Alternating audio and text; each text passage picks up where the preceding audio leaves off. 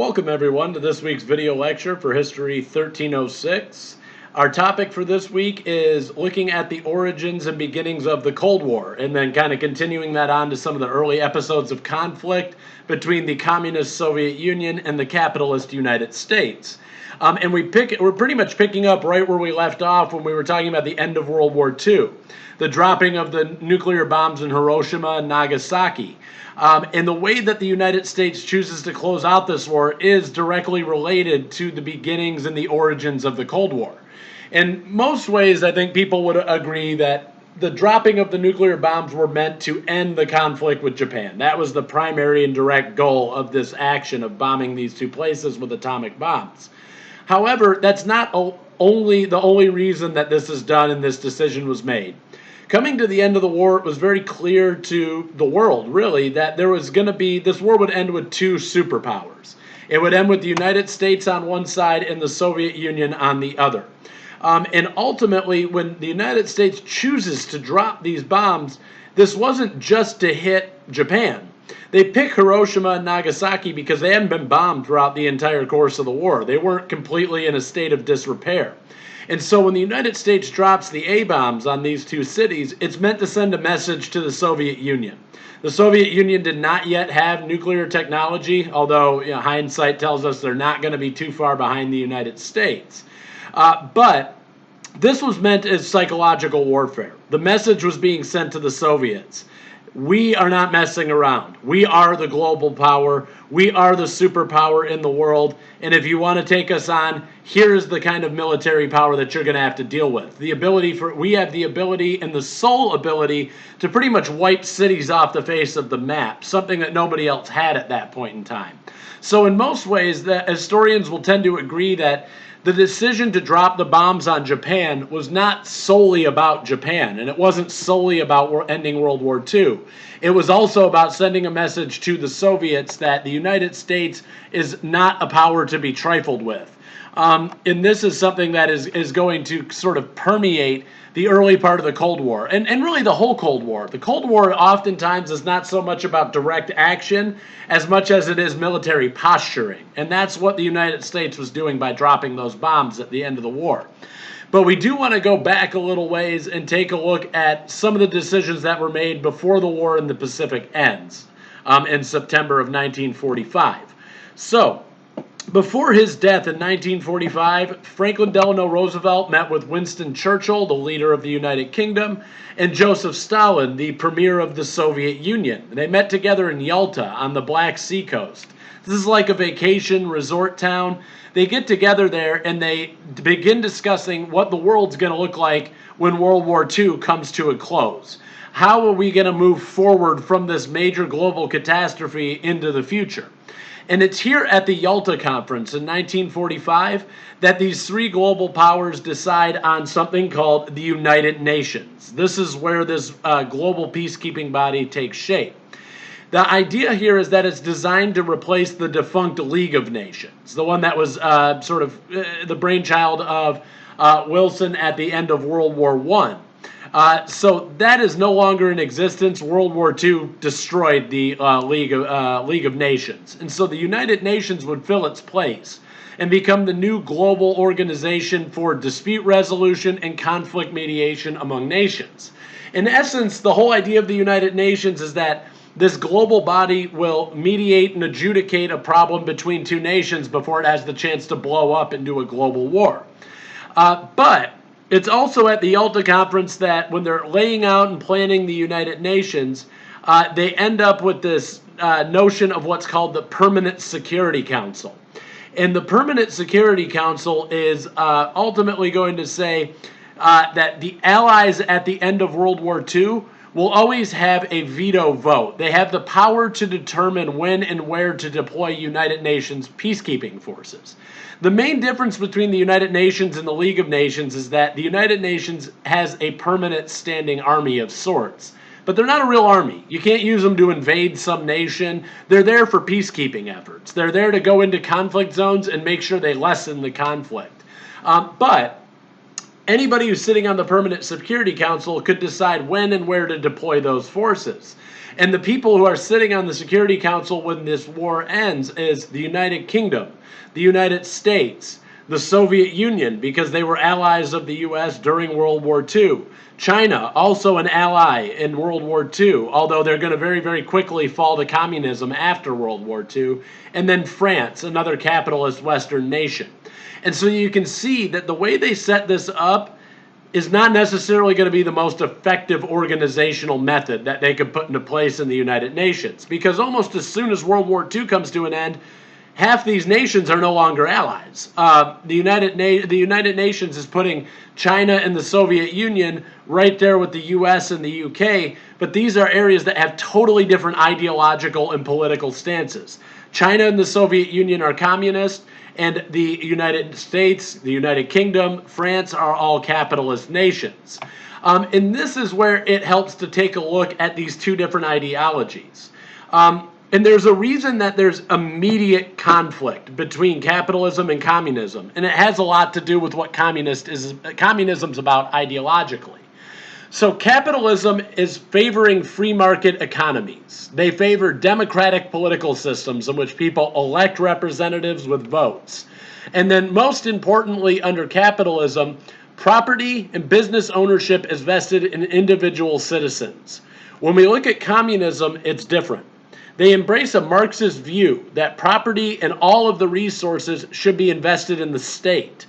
All the sectors of industry are maintained and regulated by the government, and they favor appropriating resources for redistribution to the individual citizens of that state.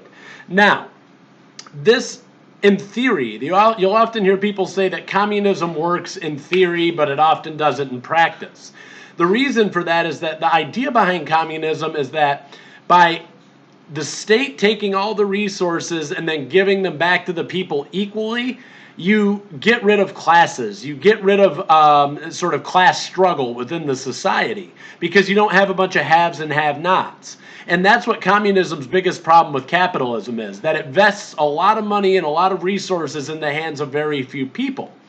But here's the problem with communism in practice. It also takes all of the state's resources and it actually channels them through an even smaller number of people than a political system like capitalism would. So the thing about communism is, the problem with communism is that it works in theory, but in practice, human beings have to run it, and human beings can be corrupt.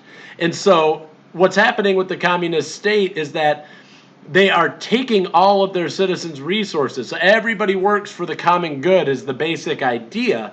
And then the government will take everything and then tell you what you deserve back as a citizen. And so this is very, very, very, very different from what we see in capitalism and in the United States. And there's one other element to communism that we need to point out here, and that is the fact that it is ideologically combative towards capitalism.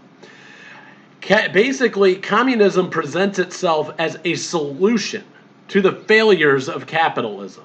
Therefore, in a communist worldview, capitalism can't exist. It's a flawed, failed system. It's the job of communism to replace capitalism all over the world. Now, if you are a capitalist, what you're hearing when somebody says that is, it's my job to wipe your system off the face of the map and replace it with my own. That is an instantaneously antagonistic stance. And the leader of the Soviet Union, Joseph Stalin, is very, very vocal about that being his position. That what's happening is that communism is a system that's designed to fix and destroy capitalism forever. And so that's really what it's all about. And you can see that with that being the case, that's why these two nations are on a collision course. They're not going to be able to peacefully coexist. One nation is basically calling the other one the greatest failure in the world, and they're saying that it needs to be eliminated from the face of the planet. Now, and to be, full disclosure and totally fair, the rhetoric from the capitalist side was the same. The capitalists are saying, capitalism doesn't work if even one place is communist. Capitalism doesn't work if everybody in the world can't get involved in this free market system. And the Soviet Union and communist states are not able to participate in that kind of system. So that's where you're seeing these just ideological breakdowns between these two systems. And that's what's going to put both these nations on a collision course towards a Cold War. Now, It also helps to take a look at how these two sides feel when they're coming out of World War II. The Soviet Union lost 25 million people during World War II. This is incredibly high. Stalin believed, and this is his true belief if you read his personal writings, he thinks that the United States and Great Britain delayed support for the fight on the Eastern Front to deliberately weaken the Soviet Union so that when the war ended, the Soviet Union and the communists would be weak and the capitalists would be very, very powerful. Because of that, Stalin simply doesn't trust any of his allies at the end of the war. He doesn't trust the United States, and he doesn't trust France, and he doesn't trust the United Kingdom. As far as Stalin's concerned, they're a means to an end. They can help him win this war, but beyond that, he owes them nothing. The Soviet Union also is very vindictive against Germany. They are, just to put it real simply, they're pissed off and they're sick and tired of Germany. They have been attacked by Germany twice in less than 30 years, and their goal is to make sure that doesn't happen again. And to meet this goal, Stalin is going to come out of World War II and immediately start creating what they call a network of buffer states. In other words, independent nations that would have communist governments that answered to the Soviet Union and to Moscow, but they were designed to keep this buffer. That, in other words, it's a bunch of states that will put distance between the Russians and Germany, so that if the Germans ever became aggressive again, then ultimately they wouldn't be able to launch a direct assault on the Soviet Union. Now, to this end, Stalin starts carting off all the large machinery and industrial equipment in Germany, and he carries it back to the USSR, with the point being that they could not rearm and attack another nation in Europe anytime soon. He is basically going to demand extremely large reparations payments from the Germans. And we've seen this before, and we saw how that worked out. It led to World War II. That was one of the causes. And then he also is going to take the nations of Eastern Europe, and he's going to say, these are my buffer zone that I was just talking about. He's going to make Poland, Ukraine, Czechoslovakia, all these places are more or less going to be forced into communist regimes. And the point is that he can use those states to put distance between Germany, who he really didn't trust and hated, and the Russians themselves. So, just to look a little bit at Stalin as well, we're talking about a guy that is very, very dictatorial, and it's very clear even to his enemies around the world, this guy's ruthless and he'll stop at nothing to achieve whatever it is he wants to achieve.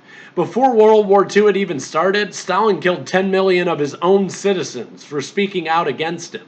And so this is a guy that clearly the will of his people and the well-being of his people is not a primary concern of his. And this is something that's very frightening to the United States. We have a guy here who is willing to basically send his people to the slaughter just to undermine capitalism around the world. And so that's where the Russians are ending with World War II. They're kind of coming out of the war and looking at it from that vantage point. Now, the Americans are doing things quite a bit differently at this point. American leaders are sick and tired of having to go over to Europe and fight in these big global wars. They look at what happened between World War I and World War II and they say, punishing the Germans and treating them like crap when the war's over and making them pay all this money, that's how we got Hitler and the Nazi Party in the first place. That's how they were democratically elected in 1932. And so the United States hopes to utilize the United Nations as a way to prevent another global conflict. And the United States is going to be taking a very, unlike with the League of Nations, FDR convinces the American people, if you don't want to get into World War III again in another 15 years, we need to take a leadership position in this new organization. He just basically says, if we're not there to stop aggression right when it starts, we're just going to keep getting drawn into these global conflicts. In addition to that, the United States also recognized how the global depression contributed to Hitler's ability to seize power in Germany. Because of that, the United States is not looking to punish the Germans. They're not looking to ask for huge, ridiculous reparations payments like they did after World War I. They're trying to make sure that war doesn't break out again, whereas Stalin is trying to punish the German people. And that is where we're going to start to see some early compromises will take place. Obviously, the United States and the Soviet Union are nowhere close to being on the same page. But in the early part of the Cold War, they tend to work with each other a little better than they will in the middle or the end. So, early on, the United States, Britain, France, the Western nations just openly accepted the idea that the Soviet Union is going to dominate Eastern Europe. They don't try to fight against what's happening in Poland and the Ukraine. They more or less are going to let those places go and fall to communism. They're okay with that. They were able to get Stalin to agree to open elections in all of those new states before any of them could join the Soviet Union. So that's really the compromise they asked for. They say, look, we know you're going to take Poland, we know you're going to take Ukraine, but look, can you at least hold an election and let people vote for whether they want communism or capitalism as a system? And Stalin goes, okay, yeah, I can do that. Spoiler alert, he's not going to do that. But he does hold elections in some place, but they weren't open or free elections. Now, both countries accept the need for holding a leadership position on the Security Council and the UN, at being really at the forefront of the United Nations, although I think most people would argue that up until the end of the Cold War, the United Nations was largely worthless. They were not able to achieve any of their stated goals or ends because neither the United States or the Soviet Union would work together as part of the United Nations. They generally would use the United Nations to attack one another rather than using it to build peace. Now, both countries would agree to a joint occupation of Germany. And what they do in Germany is they split the capital city of Berlin in half, and then they split the country in half. So there's an East Berlin that's communist and a West Berlin that's capitalist. There is an East Germany that's communist and a West Germany that is capitalist. And despite a heated exchange early on in Truman's presidency about how Stalin failed to hold elections in Poland, I told you he wasn't going to do it, the U.S. and the Soviet Union are able to smooth over this particular episode early on, this argument over what happened in Poland. But we have joint occupation. Both are agreeing to work within the UN. Right at the outset of the Cold War, it doesn't look like this is going to be too big of a problem for these two nations to kind of live and coexist peacefully. But what I do want you to take notice of is that the city of Berlin, and this is important, the city of Berlin is entirely within East Germany.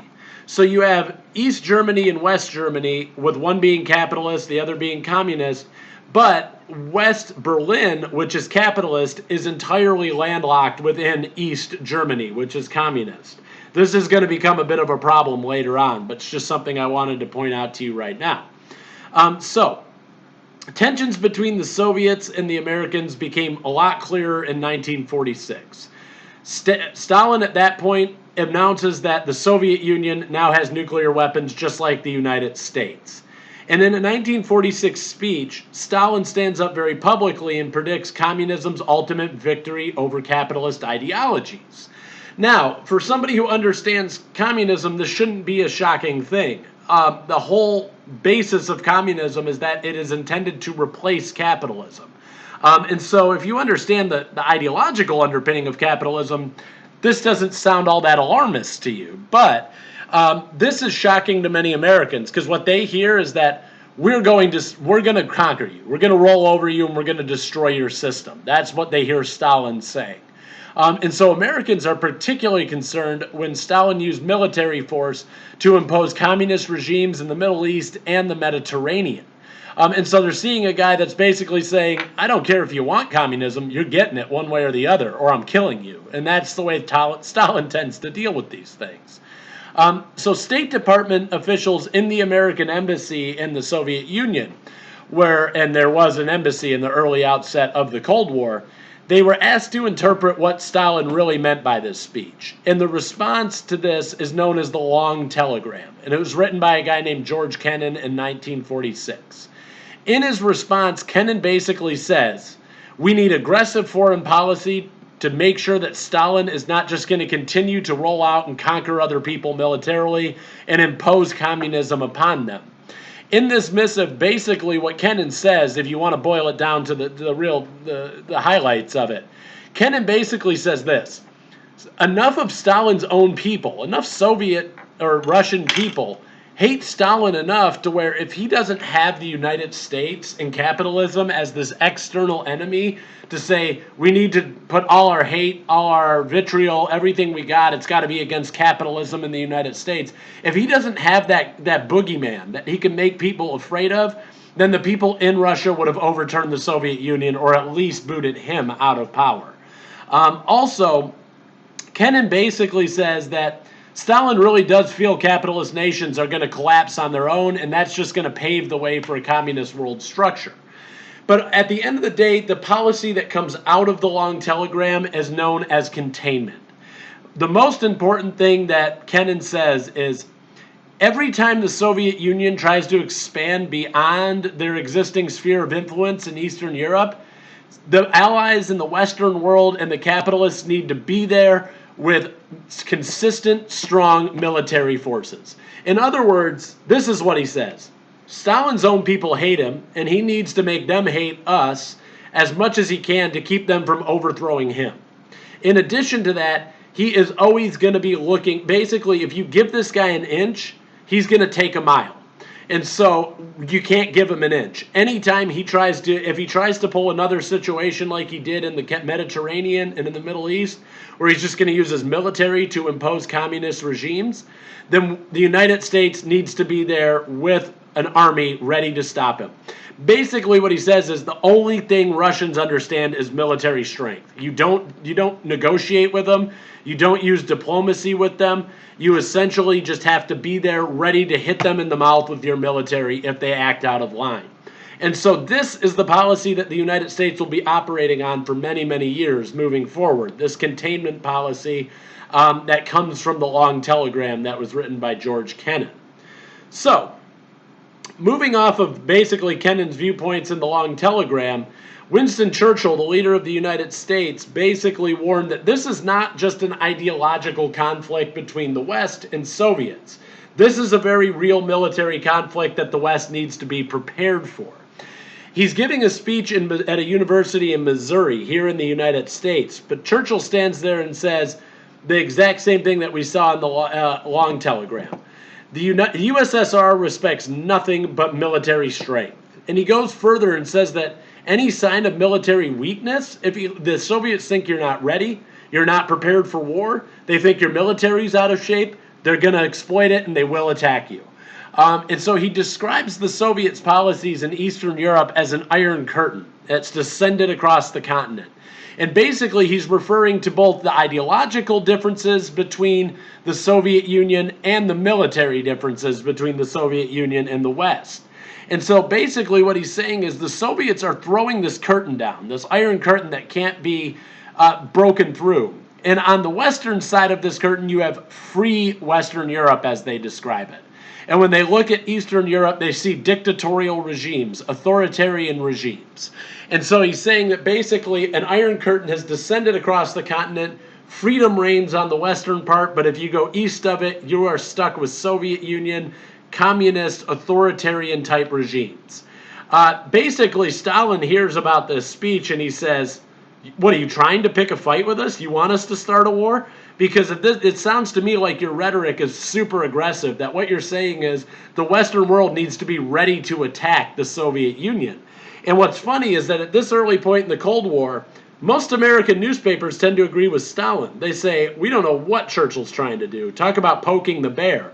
He's basically going and bad-mouthing the Soviets for no reason whatsoever and trying to force a war.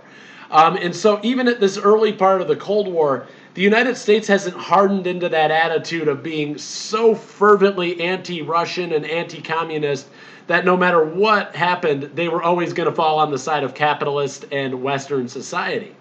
But very quickly, the United States government is going to start moving to enact policies to make sure that Russia cannot spread this communist ideology around areas of Europe.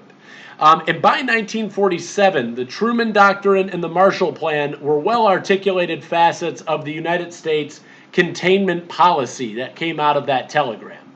The Truman Doctrine was a policy that provided economic and military aid to states that looked like they were about to fall to communism. It was developed in 1947 in response to some incidences in Greece and Turkey. In those areas, young people were rising up and demanding communism, whereas the governments of those of nations did not want communist regimes there. And so the Truman Doctrine says, look, if it looks like if you're being attacked, if it looks like you might put communism into place as your government system, the United States will step forward and provide you with economic and military aid to make sure that you don't get rolled over by neighboring states.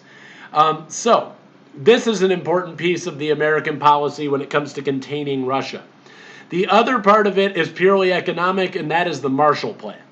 This is where American money was poured into the post-war areas of Western Europe. All of Europe was devastated. It is absolutely destroyed by World War II. Remember, the United States, they didn't fight here on our soil in World War II. We sent soldiers overseas to fight on their lands. Their societies are destroyed. And so, the purpose behind the Marshall Plan was to strengthen and further develop democratic and capitalist governments in Europe to make sure that communism doesn't start to look appealing to them. In other words, the United States is going to come in and start rebuilding Western Europe on American taxpayer dollars in order to ensure that capitalism spreads there and communism does not.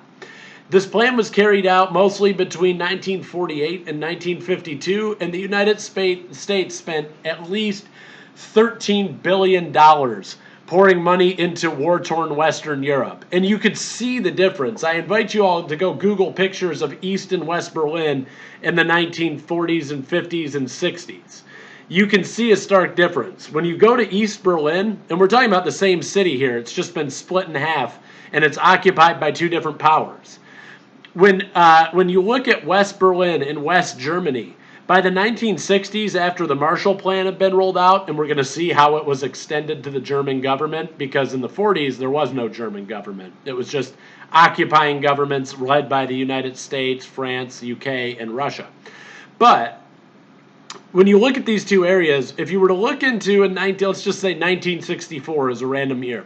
If you were to look at East Berlin, it looks like World War II ended yesterday. Nothing's been changed. Nothing's been cleaned up. Nothing looks better. They haven't rebuilt. There's no economy. People are starving. There's food shortages. They're lining up for bread. Whereas if you look at West Berlin, it looks very much like a Western capitalist nation at the time. It's modern. There's modern advancements in technology. There's not food shortages. All of the buildings have been rebuilt and repaired after World War II. And this is all largely done with money through the Marshall Plan. And so this is another way the United States is going to try to coerce other nations into following a capitalist or Western democratic path. In 1949, the Western European powers and the United States formed what's known as NATO, or the North Atlantic Treaty Organization. This was a formal military alliance that allowed capitalist countries to come to the aid of any other member state if they were threatened by communists. It was formed largely in response to the threats of communist regimes, again, in Turkey and Greece, and also a communist coup in Czechoslovakia in 1948. But the purpose of this is a collective defense organization. The idea is if England is attacked, they are a capitalist democratic nation. Everybody else who signed into NATO has to give them soldiers to help defend their territory. And so that's what NATO is all about. And this is a way that the United States can militarily support people throughout Europe. So, one of the earlier episodes of the Cold War, one that really stands out in the sort of global psyche, things that people were watching on TV and talking about back in the early part of the Cold War, the first major event is the Berlin airlift. The Soviets, never having really forgiven the German aggression in both world wars, were adamant that Germany not be allowed to rebuild, not be allowed to rearm. And so, to this end, they pretty much institute a blockade all around Germany, making sure that no aid or money could enter into the country between 1948 and 1949. The United States, again, has this different outlook. They think that rebuilding Germany is critical. And now it's critical to stopping the threat of communism spreading all over Europe. So to this end, France, the UK, and Great Britain all combined their zones together.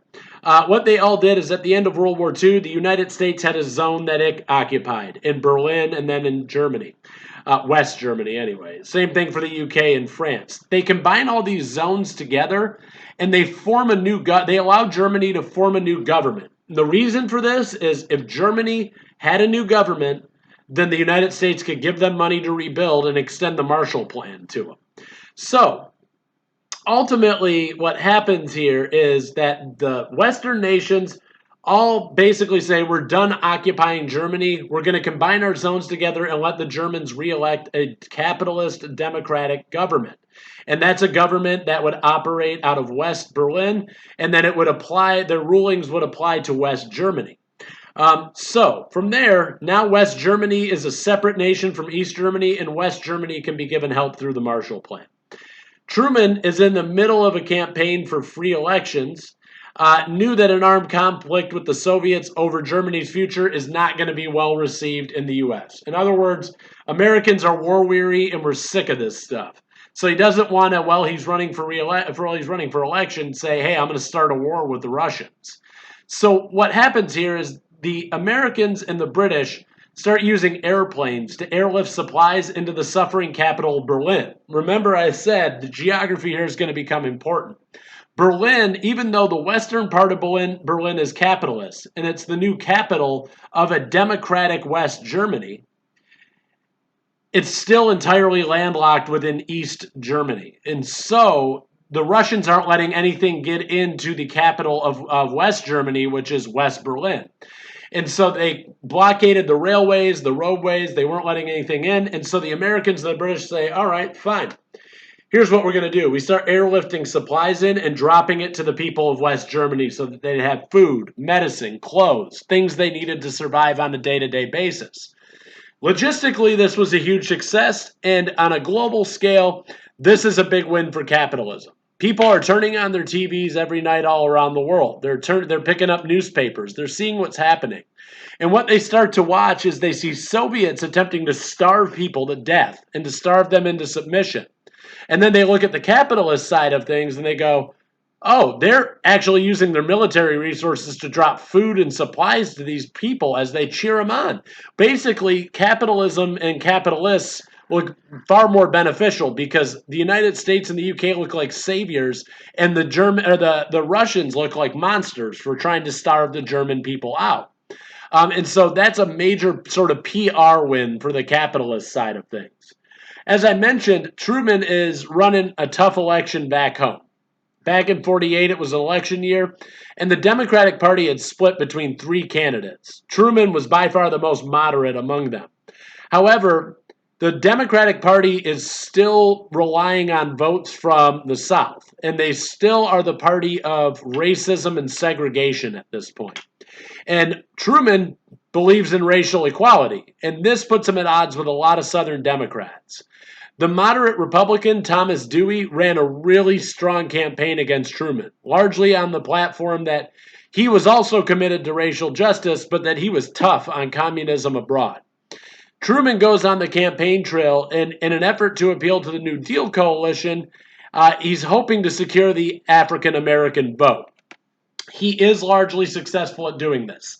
Had it not been for FDR and his ability to bring a new voting bloc together for the Democrats, there is no way that Truman would have won this election. In fact, this election is so close that the Chicago Daily Tribune tried to print headlines early, and they all famously say, Dewey defeats Truman. But when they actually counted up the votes, that's not what happened, and Truman is, in fact, the winner. And there's a very famous picture in your PowerPoint slide of Truman holding up that Chicago Daily Tribune where it's talking about how he lost the election. Obviously, with him smiling like that, he didn't lose the election. He was very much the winner.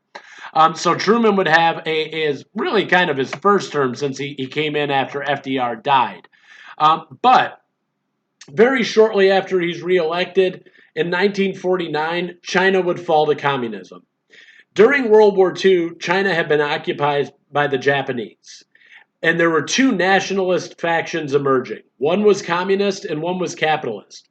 So you had two liberation movements trying to fight the Japanese off. China was trying to get rid of Japanese imperial control. But they are two totally different organizations, and they believe in two different things. After Japan is defeated and World War II comes to an end, China suffered from a civil war between these two factions. And by 1949, the communist faction had won the war, and they create what's still to this day known as the People's Republic of China. The head of state would become Mao Zedong. He is going to quickly align with Stalin and the Soviets for obvious reasons. They're all communists. So, at the end of World War II, the Soviets and the United States had divided the Korean peninsula just north of China. Just like they did with Germany, they split it into two occupation zones. The U.S. was in control in the south, and the Soviet Union was in control in the north. In 1950, North Korea, which is a communist regime at this point, launches a surprise attack on South Korea. Basically, Truman had decided that American troops had been there long enough and it was time to bring them home. But as soon as he starts withdrawing these troops, the North Koreans launch a surprise invasion. The United States looks at this and goes, we all know who's pulling the strings behind this. This is Stalin. This is the Soviets. This is Moscow. And so Truman, who has oftentimes been trying to fight off these rumors that he's complacent or lazy when trying to stop communism, is going to be forced into action here. Within days, Truman starts sending all those troops back to Korea, and the U.S. had committed ground troops to this conflict. And the Cold War witnesses what we can often call its first hot battle, where we actually have military conflict rather than just saber rattling and bolstering about military prowess. Because North Korea was seen as the aggressor, because they are the ones who launched this invasion, the majority of the nations within the UN are going to support the United States. And so actually this isn't a war between the United States and North Korea. It's not a war between South Korea and North Korea. There's a lot of different people involved here. And generally speaking, it's going to be the Chinese-backed North Koreans fighting against a coalition of UN peacekeepers. 16 nations join in with the U.S., and the UN is going to have their peacekeeping efforts down there on the ground. An American offensive split North Korean forces in half, and it cut off their access to supply lines. So the war is looking pretty good for the UN forces and those allies. They're all sitting there thinking, hey, we're doing okay right now. So it looks like we're going to bring this war to the end. But right at the end of it, all of a sudden, China commits a bunch of ground troops. And so China kind of comes out of nowhere and supports the North Korean communist regime, and they're able to push the UN forces all the way back to the 38th parallel. This war doesn't end. A lot of people will tell you it ends in a stalemate. I think I even wrote that on the PowerPoint. It doesn't end. In fact, to this day, the conflict in Korea is still ongoing. North and South Korea are still technically at war. They have established a ceasefire, and both countries remain divided along that 38th parallel. So this is why we have a North and South Korea, respectively. They have divided it right where that war kind of came to an end. And so even to this day, we have a sizable amount of American troops stationed at that border because at any given point, the conflict could resume. So that's just a ceasefire that's keeping these two nations from war right now. Now, there's something else that's kind of interesting that goes on during this particular time period, a domestic response. People are living in a new age. This is the nuclear age. This is the age in which the entire world can be destroyed because two nations are not getting along. The United States and the Soviet Union both have the capability to ruin the rest of the world. And they're not getting along, and they're coming into conflict with one another. And so what you tend to see during this time period is people living in fear. People are constantly living in fear of nuclear annihilation. They're living in fear of a communist takeover. And this is something that is reflected in the popular media. It's during this time that Godzilla becomes an important sort of figure in pop culture. Godzilla represents the damage and the chaos that can be done by nuclear weaponry. And it's not a surprise that Godzilla is basically born out of Japanese culture because they're the ones who suffered most directly. It's still the only nation to actually suffer a nuclear attack. And so you see this monster, this big fire-breathing monster, and he's powered by what? Nuclear energy. Back in the day, they used to hand out little pamphlets, official government pamphlets to kids. How do you survive under an atomic attack? even when I was in school, I was in elementary school at the tail end of the Cold War. The Soviets were all but defeated at that point, but I was still born into the Cold War era and went to school during that time. They used to tell us if there's ever, and I grew up in Metro Detroit, and we were a major manufacturing center that was on Russia's list of targets back then. They used to tell us if the air raid sirens go off, it's time to get down underneath your desk and put a book over your head and just wait. I got news for you. That ain't gonna help. If if a nuke drops on your head, that desk and that book ain't stopping anything. But the point here is that they were trying to give people some level of comfort.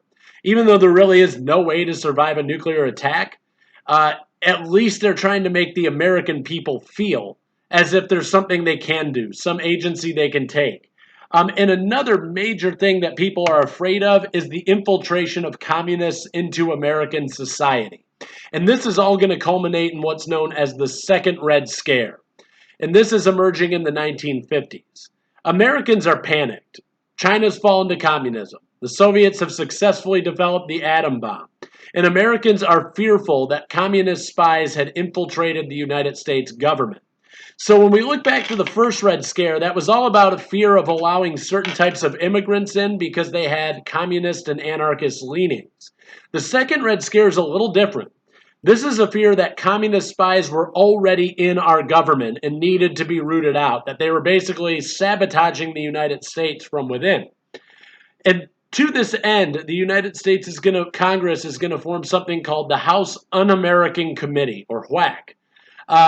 This initially started as a body that investigated fascists and fascist sympathizers during the war.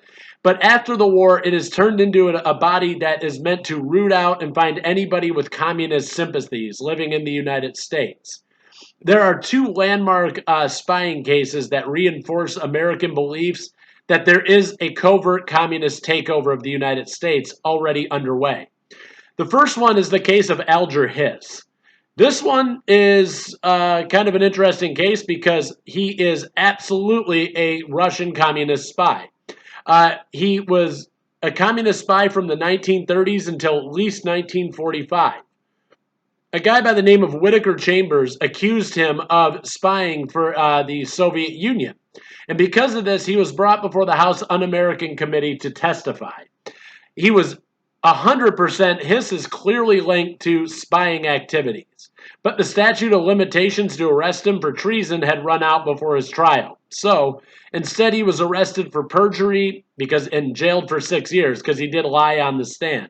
So, what we have here is a case where there is a cut and dry example of communist spying happening in the United States, and the guy gets sentenced to 6 years. Not a very big penalty for the actual crime. The other case is kind of the polar opposite. In 1953, we have the case of Julius and Ethel Rosenberg. Julius Rosenberg was accused. In fact, he's the one that is pretty much taking the blame and scapegoated for the Soviets understanding how to build an A-bomb or a nuclear weapon. He's accused of passing nuclear secrets to the Soviets. His wife Ethel was never originally accused as being part of this spying ring, but she too was arrested pretty much just to force a confession from her husband.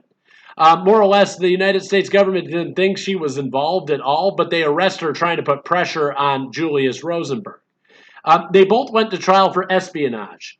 They both maintained their innocence throughout the case, and as we look back with the benefit of hindsight at the evidence that was presented, there was not a strong case made against them. They certainly didn't seem to necessarily be guilty of what they were accused of, but they were both convicted and sentenced to death.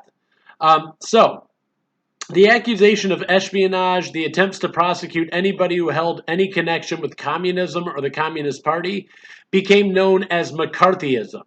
And McCarthyism is this idea that it's the job of the American government and of this House Un-American Committee to root communism out of the United States. And it's named after a senator from Wisconsin by the name of Joseph McCarthy, because he was the one who would oversee most of these House Un-American Committee investigations. So, there's also in the 1950s, at the outset of the Cold War, we start to see the origins of the space race and the arms race. So, in 1957, the USSR sent Sputnik, which is a satellite, into orbit around Earth. It's a basketball-sized satellite that could circle the globe and send information back to the Soviet Russia. In terms of technological advancement, the first Sputnik was of a limited practical use. But what it said to everybody is that the Soviets were pulling ahead in terms of technology. They figured out how to shoot this satellite up into space and could even get pictures from it sent back to them. In response, the United States government created the National Aeronautics and Space Administration, widely known as NASA.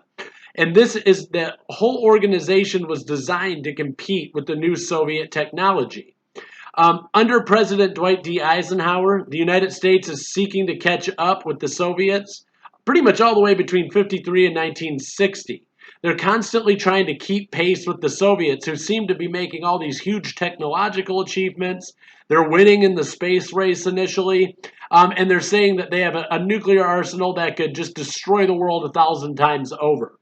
And so the United States is going to similarly invest in these things. We put millions to billions of dollars towards NASA.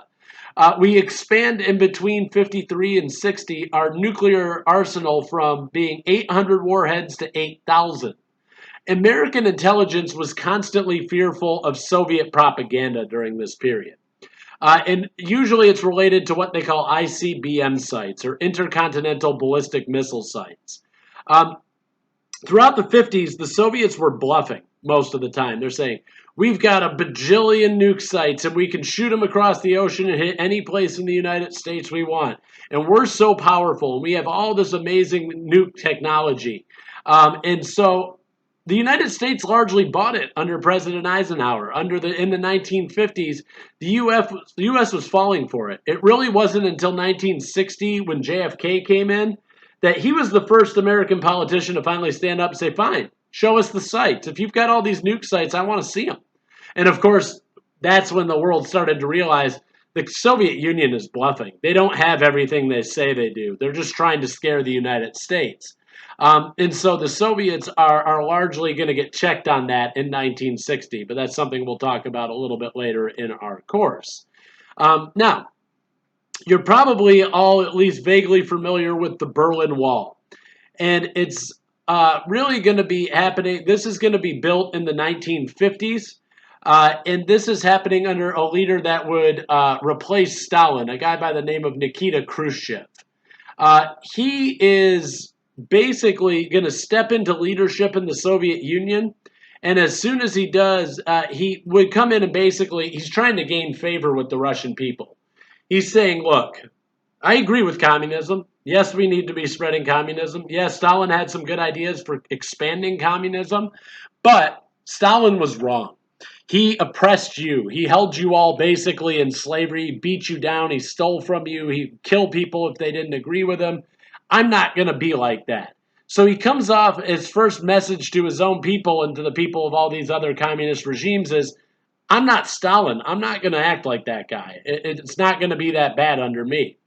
But people in Eastern Europe who didn't want communist dictatorships over them, particularly in Poland and Czechoslovakia, they see Khrushchev's election and that speech as him saying, basically, if you don't like communism, overthrow it. Overthrow the government and plan a revolt. And so Communist Poland, this is exactly what happens in Poland and Czechoslovakia. The communist government in Poland is able to put down the uprising and get control of the country again, but the Soviet Union needs to send their own troops into Czechoslovakia to put down the capitalist uprising there. In the late 1950s, Khrushchev starts trying to look tougher on capitalism. So he demands that Western forces have to leave the city of Berlin. His idea here is that it's entirely within East Germany, therefore I get to say what happens to it. And of course, the United States isn't going to accept this. Eisenhower goes, no, we're not leaving the city. And another major voice to sort of stand up against Khrushchev and say, no, we're not leaving Berlin, is that of a junior senator from Massachusetts, a guy by the name of John F. Kennedy. Kennedy builds his reputation as a junior senator being tough on communism. That's what he was all about. That will play a role when he comes in and inherits the war in Vietnam. But because the United States and the Western powers they refused to leave the city of Berlin because they refused to just basically let the Soviets have all of Berlin, Khrushchev decides he's going to put up a wall that separates East Berlin from West Berlin. And it would divide the city right down the center. And this wall becomes the symbol of the Cold War. This is what Churchill was talking about. You're talking about an Iron Curtain? Well, here's a wall that just dropped and cut two populations from one another in the same city. And again, it really becomes this perfect symbol of the Cold War because you look on the West, you see modernity, a rebuilt West Germany. You see a rebuilt Berlin. You see people getting on with their lives, no problems in terms of food shortages, riots, stuff like that. Then you look over on the other side in East Berlin and it's just completely destroyed and there's nothing there. And so the Berlin Wall is going to become this symbol of the divide between West and East. And it's something that's going to continue to remain this symbol of the Cold War throughout the entire existence. In fact, I don't want to date myself too much, but I can still remember when the Berlin Wall fell in 1989 and the subsequent speeches made by presidents at the very tail end of the Cold War. But the wall itself starts basically as a chain link and barbed wire fence, but over the years they're going to continue. The Soviets continue building it bigger and bigger and bigger till you have this massive concrete wall that just runs the entire length of the city and separates free democratic Germany from East Germany, where the communist regime is in power. So, the last event I'm going to be talking about that kind of fits into this topic of the early Cold War, and it's tough to sort of delineate these things cleanly, so they all are going to bleed into one another. This is the Cuban Missile Crisis in the Bay of Pigs. This is really the closest to home that the Cold War is going to really hit for the United States. And it's also going to be the closest that the world probably has ever come to nuclear annihilation, we're now finding out. But to understand these situations, you have to understand what's going on down in Cuba. And in 1959, a rebel by the name of Fidel Castro overthrew the government of Fulgencio Batista in Cuba. Batista was backed by the United States. He was in very close league with United States businessmen that operated out of Havana and other parts of Cuba all the time. But because he was seen as sort of being this pawn or puppet of the United States, Castro was able to rally the spirit of Cuban people towards communism and against this leader, Batista. So he wins this rebellion and he becomes the new head of state for Cuba. And he establishes communism as the state political structure. And he immediately goes about confiscating over $1 billion in American property on the island. In communism, you don't own your business. You don't own your home. You don't own your boat. You don't own your apartment. You don't own your rental properties. You don't own any of it. The government owns everything. But the Americans were very heavily invested in private industry in Havana and other parts of Cuba. So when Castro takes over, he basically steals over $1 billion from American business owners, and he takes all American property on the island for his government. In response, Eisenhower immediately cuts off all diplomatic ties with Cuba, and he imposes really strict sanctions on the nation, including the long-running embargo on the movement of any kind of goods between Cuba and the U.S. That was something that was only lessened and mildly overturned under the Obama administration. So there was a long time you couldn't get Cuban cigars. So the Central Intelligence Agency, or the CIA, argued that just putting sanctions on them and basically cutting off ties and trade with them, that's not enough. Castro needs to pay a bigger price. And the CIA throughout his entire reign is constantly trying to overthrow Castro. And one of the first times that they do this is known as the Bay of Pigs operation. Here, the operation is where the CIA took a bunch of Cuban exiles that were living in Guatemala and Nicaragua. These are people who have been forced out because they didn't believe in communism. They believed that Cuba should be capitalist and democratic. And so these guys are all living in exile, and the CIA would train and arm them. Then they sent them back into Cuba to try to liberate it from Castro. They were fighting to restore capitalism and democracy in the nation. but the invasion of the Bay of Pigs fails miserably. Basically, what happens here is that in the Bay of Pigs invasion, the CIA says very, very clearly, we need actual U.S. military support if this is going to work. I can't just take a bunch of ragtag rebels and send them in, hoping they're going to be able to seize the Cuban government and force a rebellion in the nation. And so they say they need direct military involvement, mostly naval and air support for these rebels. But they don't ever commit to that. And so ultimately, the Bay of Pigs invasion is going to fail. And those poor rebels who were trained and armed by the CIA are largely taken captive and then executed by Castro's government. Many of them were tortured before they were actually executed. But the CIA doesn't give up there. They're still determined to undermine Castro. And they turn to terrorist tactics to do it. The CIA starts using speedboats. They'll just basically, remember, Cuba's only 90 miles off the coast of Florida. So they take these speedboats, they go zooming in, they'll burn down a sugar plantation, jump on the boats, and fly out. And so in 1962, Castro's just fed up. He's sick and tired of the United States meddling in his country's affairs.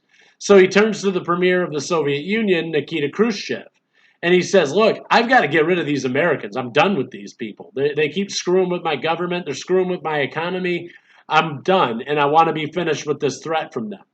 Khrushchev responds by sending nuclear weapons to Cuba, and Cuba will then point them directly at the United States. Kennedy, who's now the president of the United States in the early 1960s, institutes a blockade of the island, and he's saying, basically his thought is, hey, I can stop the missiles from getting there before they're operational. And his understanding, his intelligence is telling him he has a 2-week window to stop those weapons before they're brought to the island and made operational. He doesn't know that the missiles are already there in Cuba. They'd already been moved, and they were entirely operational. And the U.S. had grossly underestimated the number of Russian troops in Cuba. So all these things look really, really bad. But now we have nuclear weapons pointed at the United States from Cuba, and Khrushchev is actually going to be the one who tries to avoid an all-out nuclear war. He pulls some Soviet ships back from the blockade and reopens diplomatic channels right before there's about to be conflict. This episode is all collectively known as the Cuban Missile Crisis, and it's often cast as the closest this world has ever come to total nuclear annihilation.